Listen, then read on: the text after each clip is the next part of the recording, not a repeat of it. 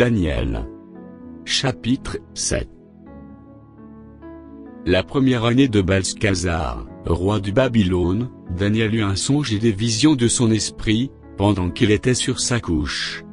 Ensuite il écrivit le songe, et raconta les principales choses.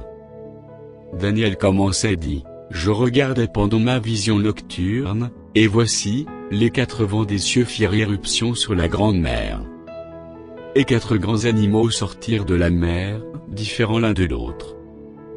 Le premier était semblable à un lion, et avait des ailes d'aigle. Je regardais, jusqu'au moment où ses ailes furent arrachées, il fut enlevé de terre, et mis debout sur ses pieds comme un homme, et un cœur d'homme lui fut donné.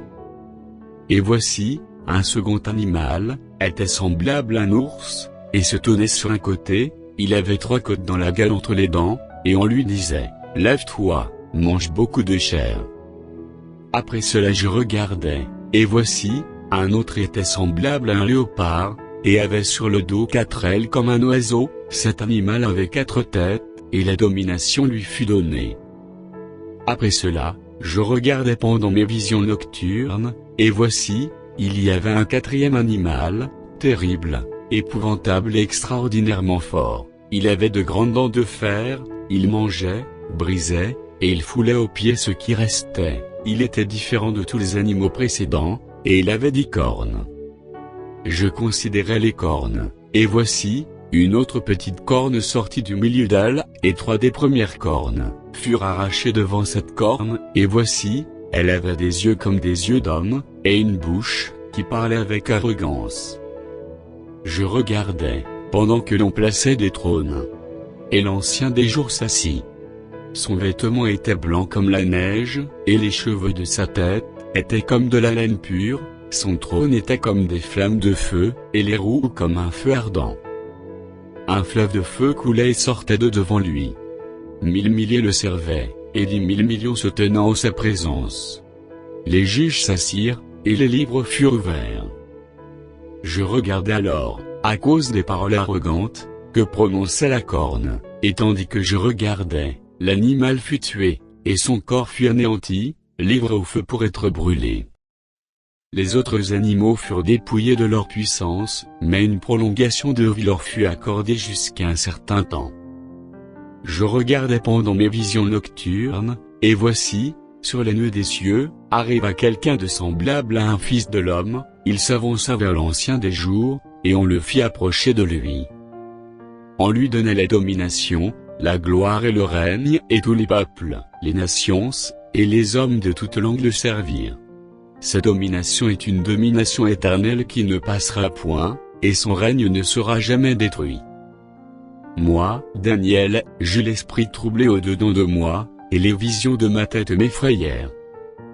Je m'approchai de l'un de ceux qui étaient là, et je lui demandai ce qu'il y avait de vrai dans toutes ces choses.